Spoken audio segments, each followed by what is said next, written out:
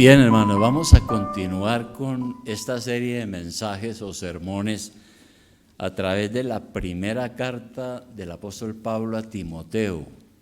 Así que les invito a abrir sus Biblias y tener listo allí el pasaje de hoy, primera de Timoteo capítulo 2, versículo 1. Ya tratamos el capítulo 1, vamos hoy al capítulo 2. Recordemos que Timoteo llegó a los pies de Cristo muy joven, bajo el ministerio del apóstol Pablo, y después fue un líder, acompañó a Pablo en sus viajes misioneros, y en esta carta le está recomendando muchas cosas que tienen que ver con lo que nosotros hacemos en la iglesia, con cómo celebrar el culto y muchas cosas que tienen que ver también con las condiciones de un pastor, de los diáconos, pero también sobre la oración, que es lo que vamos a ver hoy. La vida del cristiano ha de ser una vida de oración. Casi que no debiéramos recordar que debemos orar, porque es lo natural en un hijo de Dios. Orar es como respirar, decía alguien. Necesitamos orar para vivir. Aún si no quisiéramos orar, tenemos que recordar que es un mandato de Dios. Aunque nosotros como cristianos tenemos que llegar a ese punto donde experimentamos que orar es una alegría, un gozo, un placer, una delicia, porque estamos hablando con nuestro Padre Celestial. Pero no solamente la oración privada es importante, la que usted y yo hacemos en la casa, sino que también es muy importante la oración congregacional, como la que acabamos de hacer hace un momento. Y todo tipo de oraciones donde estemos juntos como iglesia unidos. De manera que aquí Timoteo entonces, como dice el subtítulo allí del pasaje, da algunas instrucciones sobre la oración. Recordemos que Pablo, él estaba muy informado de las iglesias y de los problemas que habían y también de algunas cosas que había que corregir. Aquí le encarga algunas cosas, entre ellas este tema de la oración. Y tal vez por eso ese pasaje tiene como subtítulo Instrucciones sobre la oración. De manera que entonces lo primero que podemos mirar aquí es cómo debemos orar. Y vamos a leer el versículo 1 del capítulo 2 entonces. Dice así: exhorto ante todo a que se hagan rogativas, oraciones, peticiones y acciones de gracias por todos los hombres. Bueno, aquí habla él de rogativas, de rogar al Señor, de oraciones que debemos elevar a nuestro Padre Celestial. También dice que debemos orar entonces mediante peticiones, no solo mediante rogativas y oraciones, sino también mediante peticiones, como las que hemos hecho hace un momento, donde expresamos nuestras peticiones, nuestras necesidades a Dios y todos como iglesia juntos nos solidarizamos con las necesidades de nuestro hermano y por consiguiente oramos. En toda oración verdadera, claro, el Espíritu Santo está guiándonos y debemos buscar la asistencia del Espíritu Santo, ¿no? Cuando nosotros oramos en privado debemos hacer lo mismo. Debemos, como dice Jesús, cierre la puerta, que no tenga distracciones y ore a Dios, y debemos buscar la guía del Espíritu Santo para que sea una oración genuina, espiritual, no por un requisito, no por por cumplir con un deber simplemente, sino porque es nuestra deleite hablar con nuestro Padre. Y esas peticiones, claro, deben estar guiadas por la voluntad revelada de Dios, es decir, por la Biblia.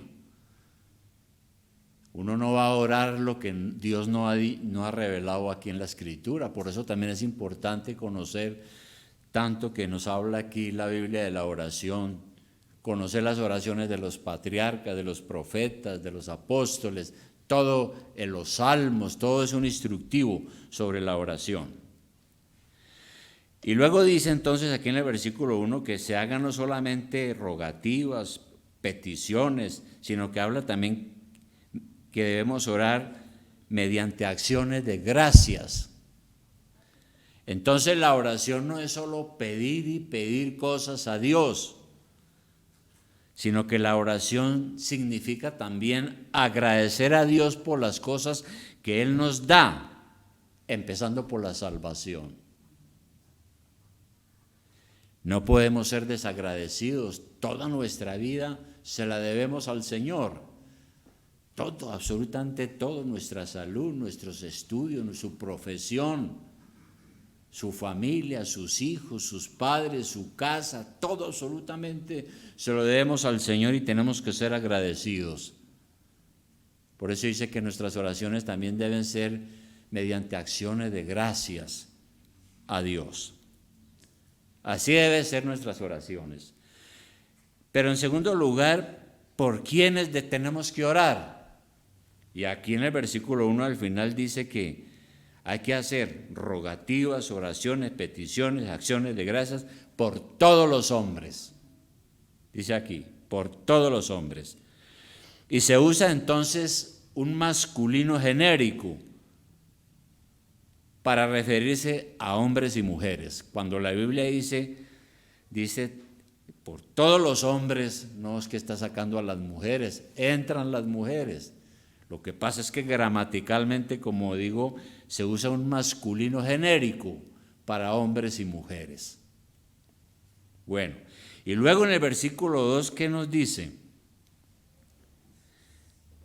Ya va específicamente y nos enseña, por los reyes y por todos los que están en eminencia. Dice aquí con claridad. O sea, tenemos que orar por los gobernantes. Aquí hay una paradoja, es decir, una especie de contradicción que uno puede ver, pero no es cierta. Se nos enseña, por ejemplo, en la Biblia a someternos a las autoridades.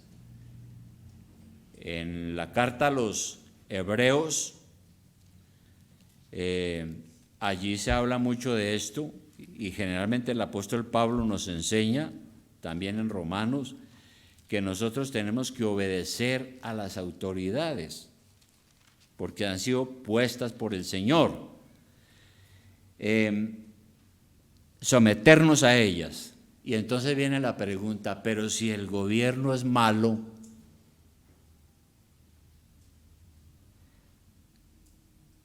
a uno no le dan a veces ganas de orar, pero el Señor está diciendo aquí que si el gobierno es malo, también se nos manda a orar por él. ¿Y qué orar? Nosotros oramos porque el gobierno cumpla con uno de sus deberes, de los tantos que tiene. Uno de los cuales es preservar la paz pública, es decir, la seguridad. Porque mire lo que dice aquí en el versículo 2, lo que termina diciendo. Dice, por los reyes y por todos los que están en eminencia, para que vivamos quieta y reposadamente en toda piedad y honestidad. Ese es el argumento que nos trae el apóstol Pablo, ¿no? Él dice que para que la iglesia, para que el pueblo de Dios pueda vivir con tranquilidad, pueda seguir funcionando como iglesia y predicando el evangelio. Eso es. Y esperamos que los gobiernos hagan eso. Si el país está en paz, podremos llevar una vida tranquila. Cuando hay un gobierno sensato, bien regulado, pues vamos a tener una vida pacífica. Porque también el gobierno, dice aquí en la epístola a los romanos, que al gobierno Dios le ha dado la espada. para castigo del malhechor. Es decir, tiene las armas para mantener la paz y la seguridad y la justicia. Si un gobierno no restringe a los delincuentes y criminales, el país corre el peligro de que la sociedad se llene de robos y asesinatos y de desorden y anarquía, porque el gobierno no está cumpliendo con su deber.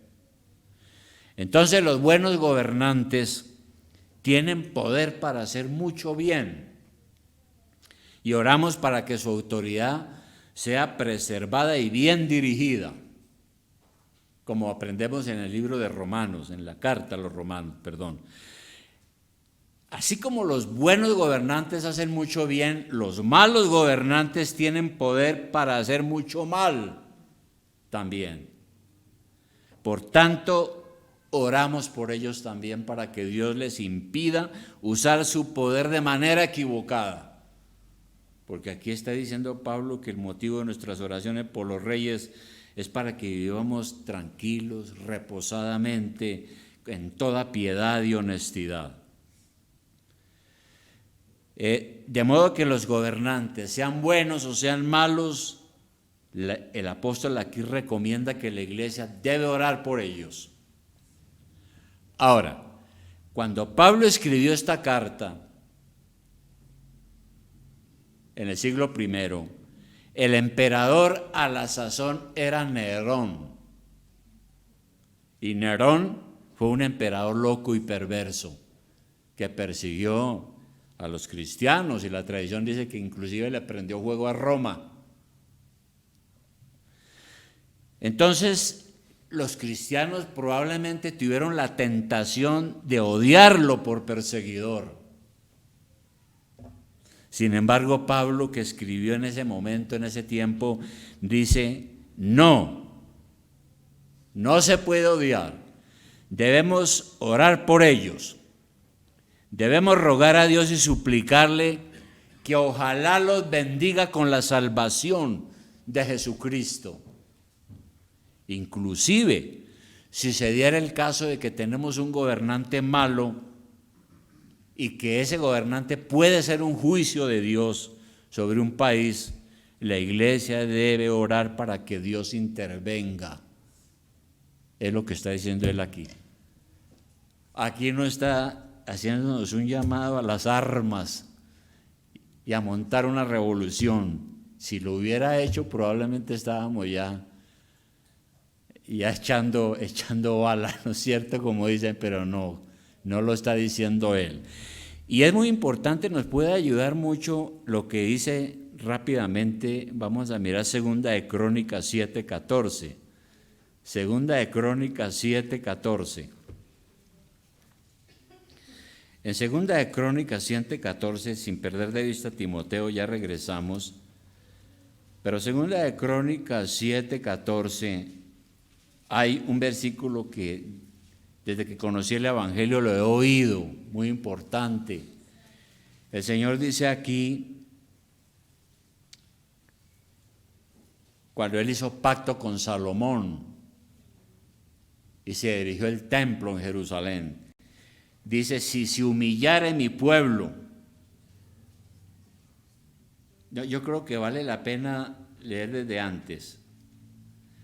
13 dice, si yo cerrare los cielos para que no haya lluvia, y si mandare a la langosta que consuma la tierra, o si enviare pestilencia a mi pueblo. Y otro tipo de castigos, ¿no? Si se humillare mi pueblo, sobre el cual mi nombre es invocado, y oraren, y buscaren mi rostro, y se convirtieren de sus malos caminos, entonces yo oiré desde los cielos, y perdonaré sus pecados, y sanaré su tierra. Por eso decimos que bajo gobiernos difíciles tenemos que orar también para que Dios intervenga, pero tenemos que orar y humillarnos. Esa vida tranquila que dice aquí Pablo, que es la que nosotros debemos de tener, nos ayuda a vivir en toda piedad y honradez. La piedad, ¿qué es la piedad? La piedad no es otra cosa que la santidad. Vivir conforme a lo que uno cree. Cuando somos piadosos, pues inmediatamente nuestra vida fomenta la honestidad, porque él habla también aquí de vivir con toda honestidad. ¿Y qué es la honestidad? Es que podamos actuar siempre con la verdad, sin tratar de engañar a nadie. Y cuando todos procuran vivir así, en piedad y honestidad, pues tendremos un país mejor, una sociedad mejor, un mundo mejor, porque lo que lo destruye es el pecado, ya lo sabemos. Ahora, un tercer punto aquí de lo que dice Pablo es ¿por qué hemos de orar? ¿Por qué? Primero, porque es agradable delante de Dios. Y luego viene entonces el versículo 3, que es el que lo confirma. Dice que todo lo anterior,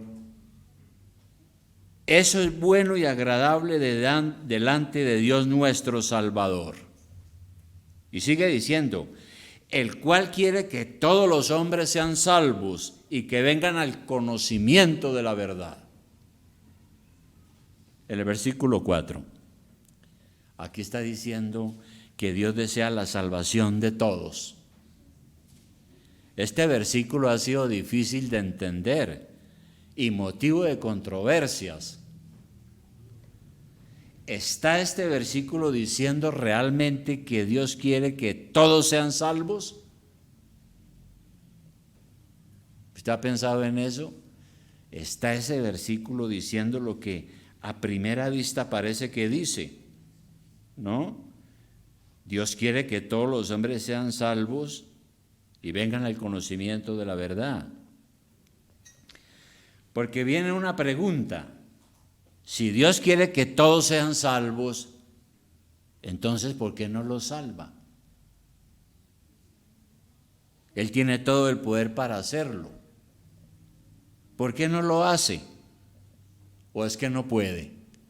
Imposible. Él puede. Él es Dios todopoderoso. Entonces, ¿cómo resolvemos ese dilema? Para ello tenemos que hacernos otra pregunta. ¿Todos se salvan? Pues la realidad nos muestra que no, todos no se salvan. Y que entre más pecado abunda, más problemas hay, aunque la gracia de Dios también es abundante, si los hombres creen y se arrepienten. Nosotros vemos en nuestra propia ciudad el crimen, las drogas, la depravación humana, el deterioro del hombre, todo lo que estamos viendo tan terrible. Y entonces todo eso nos muestra otro asunto. La palabra nos enseña entonces que hay unos que son elegidos a la salvación. A ellos Dios le dará la fe para que crean y se arrepientan. Y solamente los que creen se arrepentirán y serán salvos. Entonces inmediatamente surge otra pregunta, ¿cómo así? ¿Cómo que Dios elige a unos? ¿No está diciendo aquí que Dios quiere que todos sean salvos? Dios es injusto. Pero entonces vamos nosotros a Romanos 9:20. Romanos 9:20. Allá el Señor dice algo tremendo que pues a muchos no les gusta. Y yo quiero que leamos desde el 18, Romanos 9:18, porque aquí él está hablando de lo mismo. El apóstol Pablo dice en el 18, de manera que de quien quiere tiene misericordia y al que quiere endurecer, endurece.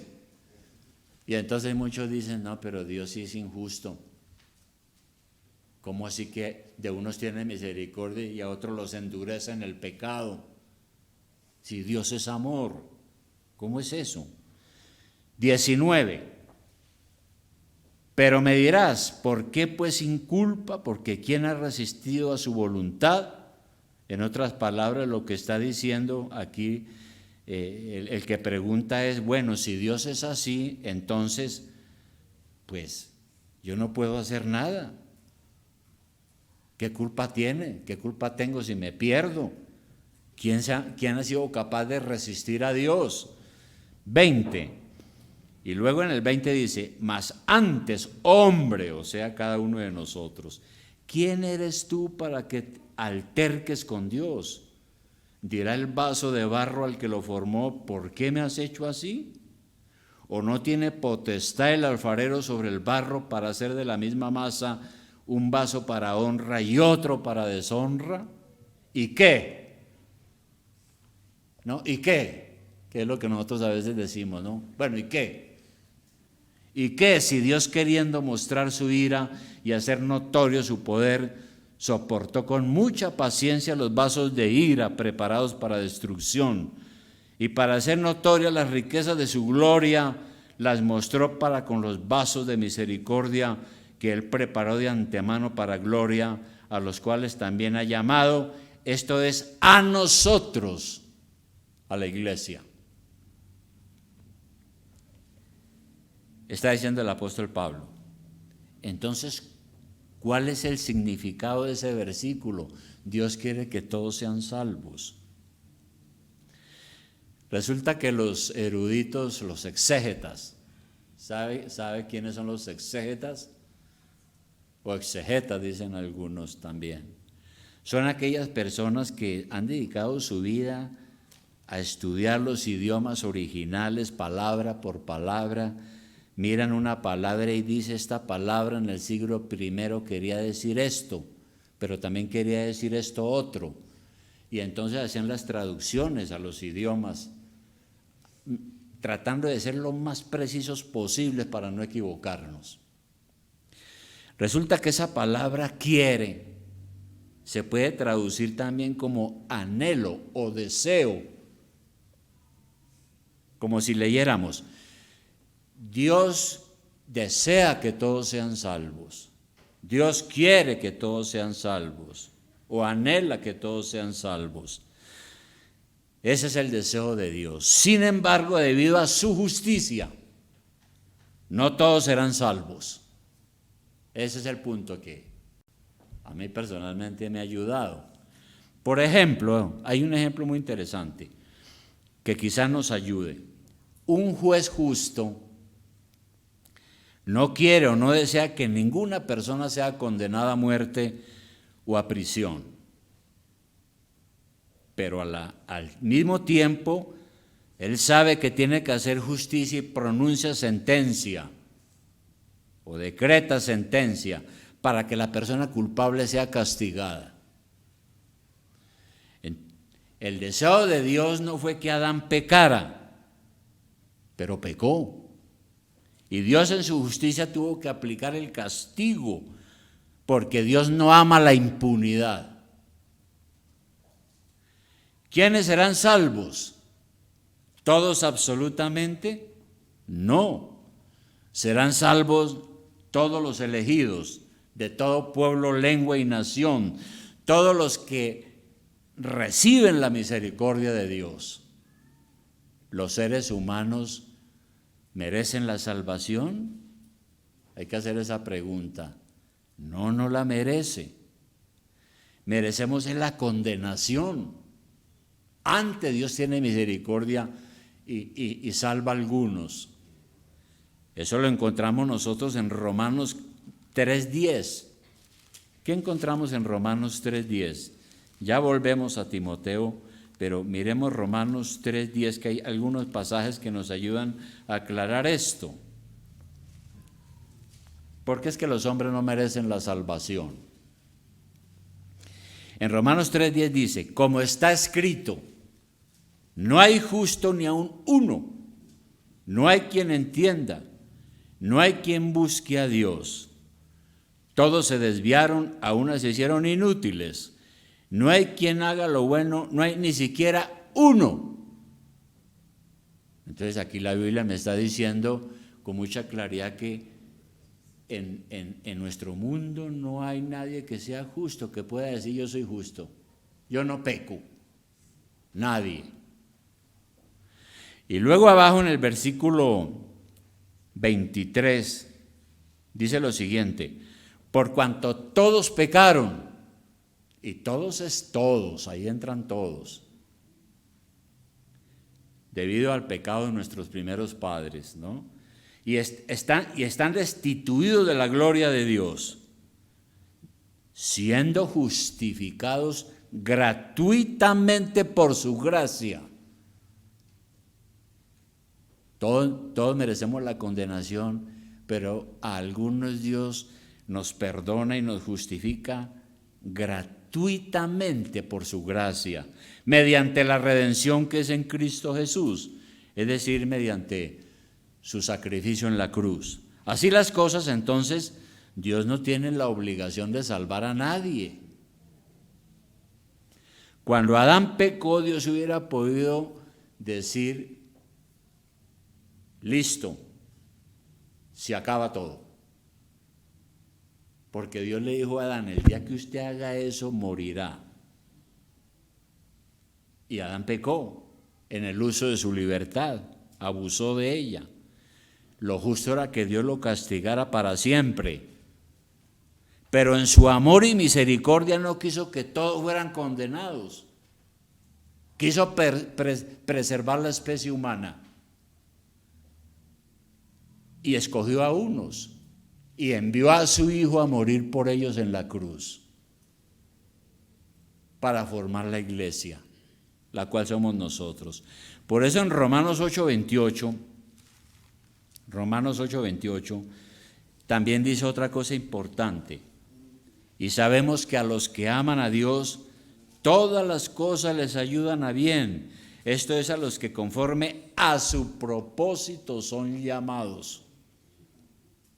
Porque a los que antes conoció, y está hablando de antes de la fundación del mundo, también los predestinó para que fuesen hechos conformes a la imagen de su Hijo, para que Él sea el primogénito entre muchos hermanos.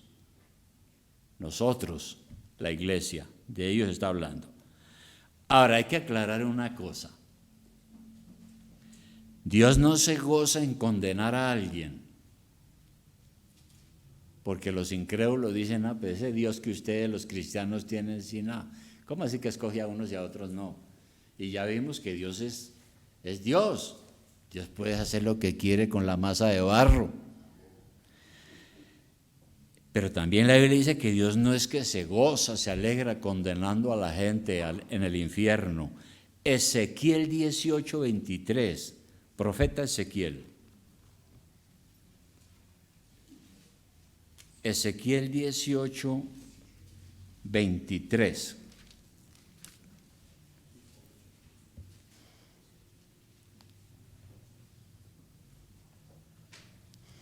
Hay una pregunta que hace el profeta: ¿quiero yo la muerte del impío? Claro, el profeta está hablando en nombre de Dios, ¿no? ¿Quiero yo la muerte del impío? Dice Jehová el Señor. ¿No vivirá si se apartare de sus caminos? Pues claro que vivirá si se arrepiente, ¿no? Está diciendo con claridad. Y abajo en el 32 dice: porque no quiero la muerte del que muere, dice Jehová el Señor. Convertíos pues y viviréis. ¿No quiere morir? Arrepiéntase de sus pecados y reciba al dador de la vida eterna, que es Jesucristo el Señor. Y eso es exactamente lo que Pablo está diciendo aquí. Nos está diciendo algo sobre lo que realmente alegra a Dios. ¿Qué es lo que alegra a Dios? No destruir a la gente en el infierno, aunque Él tiene que hacer justicia. Dios no está pecando cuando alguien se va al infierno. Es la justicia de Dios por su pecado. Pero la verdadera alegría de Dios es cuando son salvos. Acuérdese que el Señor Jesucristo dijo que cuando un pecador se arrepiente hay gozo en el cielo con los ángeles de Dios. ¿Creemos eso? Y entonces, si eso es así, entonces eso nos debe impulsar a orar. Ojalá todos se arrepintieran y vinieran a Jesucristo y por eso oramos por el mundo. Yo no sé quiénes serán. Yo oro por el mundo, oro por todos los hombres. Y oro por los gobernantes, son malos. De pronto alguien se arrepiente si Dios tiene misericordia. No lo sabemos. Y una cuarta cosa que dice aquí, él es ¿a quién debemos orar? Son instrucciones sobre la oración. Y aquí en el versículo 5 entonces dice, porque hay un solo Dios y un solo mediador entre Dios y los hombres, Jesucristo hombre, el cual se dio a sí mismo en rescate por todos, de lo cual se dio testimonio a su debido tiempo. Otra vez todos los que se arrepienten y pertenecen al Señor. Entonces, debemos orar porque hay un solo mediador entre Dios y los hombres, Jesucristo. ¿Qué es un mediador? Un mediador es alguien que se pone en la mitad entre las dos partes y busca la paz entre las dos partes. Y a veces lo hace a través de un compromiso o de un pacto. Y lo que está diciendo aquí entonces Pablo a Timoteo es que solo Dios salva de nuestra maldad. La humanidad tiene miles de caminos para llegar a Dios. Por eso hay tantas religiones.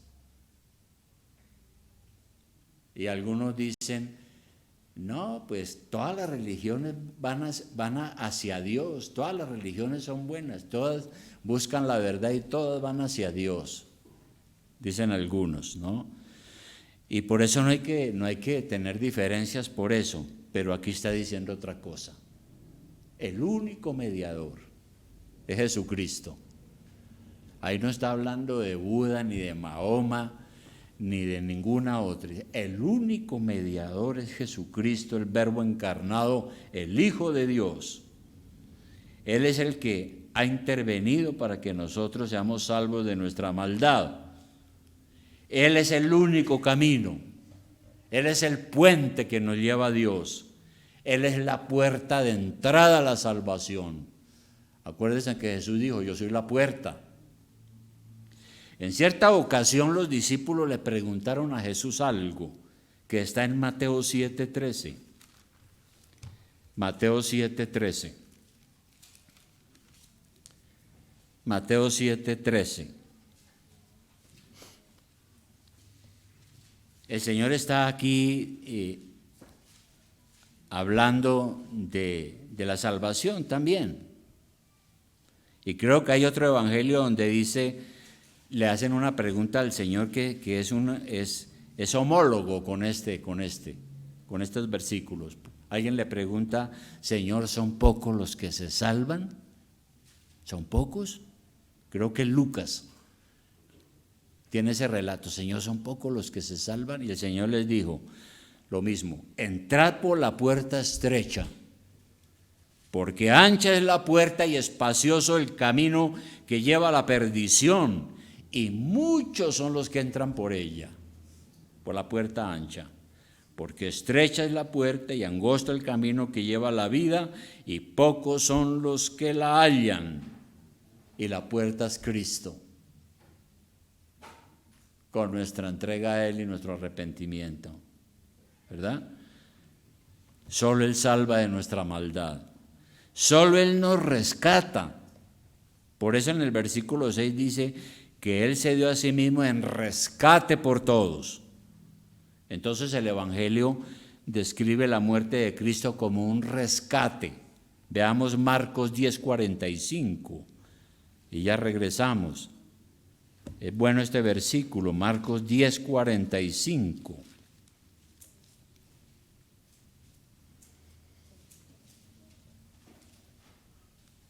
Marcos 10:45 dice, porque el Hijo del Hombre, es Cristo, no vino para ser servido, sino para servir y para dar su vida en rescate.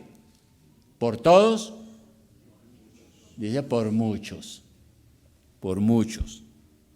dice ahí con mucha claridad. Entonces Jesucristo es la única esperanza. y solo Él nos rescata. En el mundo antiguo también existía este asunto del rescate, y el rescate era un dinero que se pagaba para alguien que estaba cautivo. Había esclavitud y muchas veces alguien iba y rescataba un esclavo, lo compraba para que fuese libre, o un rehén, pecado que todavía está presente, ¿no? Aquí entre nosotros, los secuestros.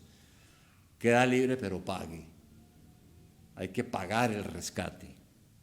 Bien, la Biblia dice que Cristo pagó un rescate para librarnos de la condenación que heredamos de nuestros padres de Adán. Cristo pagó con su sangre, su sacrificio, el precio para que tuviéramos nuestra libertad. Así fue, Romanos 3:25, vamos a mirarlo. Romanos 3:25.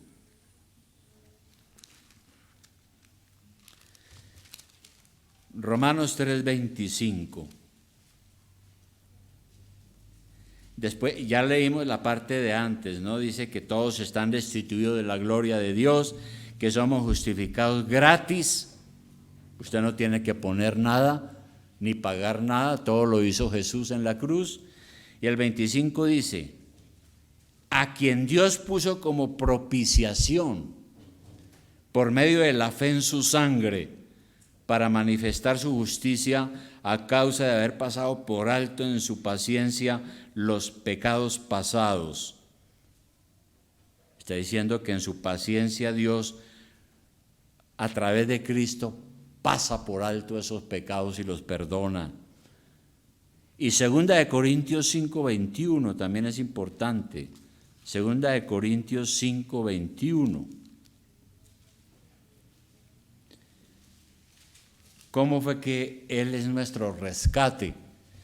Ahí en 2 Corintios 5:21 dice, al que no conoció pecado, Jesús nunca conoció pecado, nunca pecó, por nosotros lo hizo pecado, para que nosotros fuésemos hechos justicia de Dios en Él. Él es nuestra justicia porque Él pagó por nuestras culpas, algo que nosotros no podíamos hacer. Por eso la Biblia dice que en la cruz de Jesucristo satisfizo la ira de Dios que había contra nosotros por nuestro pecado. Eso significa propiciación. Es decir, Dios ahora es favorable a nosotros. Ahora, hay que recordar, cuando leemos otras partes de la Escritura, que Dios quiere que nosotros cumplamos la ley no a medias, sino perfectamente. Todos somos responsables de cumplir la ley de Dios perfectamente. No unos mandamientos sí y otros no. No un porcentaje sí y otro porcentaje no. Sino que la mínima infracción de la ley ya nos hace culpables. Y como nadie hemos sido capaces de cumplir perfectamente esa ley, pues estamos condenados. La ley nos condena, pero en la cruz Jesucristo llevó ese castigo que merecemos, permitiendo que el Señor sea favorable, porque pagó el precio de nuestra salvación y nos rescató. Y es por eso que entonces el apóstol, aquí ya finalizando, en el versículo 7 de 1 de Timoteo, el capítulo donde estamos, termina diciendo esto hasta esta porción. Dice, para esto yo fui constituido predicador y apóstol. Digo verdad en Cristo, no miento. Y maestro de los gentiles en fe y en verdad. Aquí vuelve Pablo y testifica y dice que él había sido puesto por Dios para ser un proclamador y mensajero de la doctrina de Jesucristo. Y no exageraba ni mentía. Dios lo había puesto para ser un maestro a todos aquellos que no eran judíos, especialmente a todos ellos. La gente que no conocía a Dios necesitaba oír esto. Bien, hermanos, conclusión. ¿Cómo debemos orar? Mediante ruegos, oraciones, peticiones y acciones de gracias. Es muy importante. ¿Por quiénes debemos orar? Por todas las personas. No sabemos específicamente quiénes van a ser salvos. Dios no nos ha entregado la lista. Si nos hubiera entregado la lista de los que tiene aquí en Bogotá para salvar, ¿cuáles son sus elegidos? Pues yo tendría la iglesia más grande, porque ya le hubiera pedido la lista y probablemente los tendría aquí a todos, pero no es así. Oramos por toda la gente y Dios va a llamar a los que Él quiera. Él tiene toda potestad. Es una gran misericordia que no los manda a todos al infierno, sino que rescata a algunos. Oramos por nuestros gobernantes para que apliquen la justicia. Dios les ha dado las armas, pero para que protejan al que hace lo bueno, dice Romanos, al que hace el bien, no para proteger al que hace lo malo. Oramos a nuestro Padre por medio de Jesucristo. Es Él quien ha hecho posible que nosotros podamos acercarnos a Dios. Jesucristo, el único mediador. Por eso en Hebreos 4:14, está delante de Timoteo, Hebreos 4:14, hay una joya de versículos allí, una joya de versículos. Hebreos 4:14. Hebreos 4:14 dice acerca de Cristo nuestro mediador. Dice, por tanto, teniendo un gran sumo sacerdote que traspasó los cielos. Ya no necesitamos sacerdotes humanos. Tenemos uno, Jesucristo, que traspasó los cielos.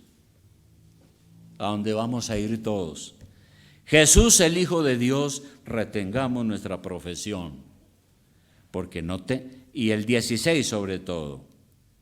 Leamos el 15 también. Porque no tenemos un sumo sacerdote que no pueda compadecerse de nuestras debilidades, sino uno que fue tentado en todo según nuestra semejanza, pero sin pecado. Acerquémonos, pues, confiadamente al trono de la gracia, para alcanzar misericordia y hallar gracia para el oportuno socorro. Eso es, hermano. Con confianza, con fe, nos acercamos al trono de la gracia. Tenemos un mediador, un sacerdote, que se dio por nosotros. Nos acercamos a nuestro Padre Celestial, a su trono de gracia y de misericordia, con mucha confianza. No en nuestros méritos, sino en lo que Jesucristo, nuestro mediador, ha logrado. Así las cosas, hermanos queridos, la pregunta sería, ¿estamos juntos como iglesia orando según las instrucciones que hemos visto hoy? Teniendo presente todo esto. Lo que hemos aprendido hoy es para la iglesia, la cual somos todos nosotros. Al orar como congregación, nos animamos unos a otros, recordándonos la presencia de Dios con nosotros, el amor de Dios por nosotros, el deseo de Dios de escucharnos y las promesas de Dios de responder a nuestras oraciones de la mejor manera para todos. Por eso cuando la oración congregacional es la oración menos egoísta que hay. Cuando uno está solo orando en privado, uno ora y uno pues le lleva al Señor todas sus necesidades personales, ora por otras personas también, pero mucho tiene que ver con la vida de uno. Pero en la oración congregacional ya uno no piensa así, sino que involucra a todos sus hermanos, porque estamos como congregación orando los unos por los otros, unidos en un solo propósito. Alguien dirá, mire, hermano, yo oro en la casa. Por eso yo no voy a la iglesia a orar. Aquí teníamos oración los miércoles hasta la pandemia. Ahora tenemos virtual, pero de todas maneras es una congregación porque nos reunimos virtualmente. Algunos dicen, yo oro solo en la casa. Dios está en todas partes, Dios escucha mis oraciones allá también. Sin embargo, el Señor ama la oración unida, porque, como digo, ya no estamos centrados en nosotros mismos, sino en los demás. De manera, hermano, que no desaproveche el llamado de la iglesia a la oración. A la oración. Yo creo que nos perdemos muchas bendiciones si nosotros desatendemos eso que nos está diciendo el Espíritu Santo hoy a través de la palabra. Aprovechemos eso, hermano, aprovechemos todo momento en que la iglesia se reúna para orar. Es una bendición grande, inmensa. No lo hemos visto como es, pero es así. Vamos a orar, hermanos. Querido Padre Celestial, te damos infinitas gracias otra vez. Señor, aquí se nos muestra que la iglesia debe hacer oraciones, rogativas, peticiones, acciones de gracias por todos los hombres, por los gobernantes, para que nosotros tengamos una sociedad en paz, podamos predicar el Evangelio, tener iglesias. Todo eso es muy importante, oh Señor. Gracias, Padre, porque nos despiertas para que pensemos en esto. También oramos por todos los hombres porque tú quieres que sean salvos. Lamentablemente algunos tienen que sufrir las consecuencias de su propio pecado y algunos se van a condenar, pero tú eres bueno. Gracias, Padre, por Jesucristo, a quien tú has enviado como nuestro mediador, por quien tenemos acceso a tu trono de gracia, porque Él está ahora mismo vivo, resucitado entre los muertos, intercediendo por nosotros. Gracias, Padre, por ese rescate que tu Hijo pagó en la cruz con su propia sangre, para liberarnos de la esclavitud del pecado y de la esclavitud de Satanás, para hacer de nosotros personas nuevas. Por eso, Señor, te adoramos y te damos las gracias. Te pedimos, Señor, que pongas en nosotros un gran ánimo, un gran deseo, una fe genuina para acercarnos entonces a tu trono de gracia todos los días. Porque orar es una delicia, porque es lo natural en nosotros. No necesitamos que nos empujen a la oración, nos nace del corazón. Gracias, Señor, por poner eso en nuestras vidas. En el nombre de Jesús oramos, Señor. Amén.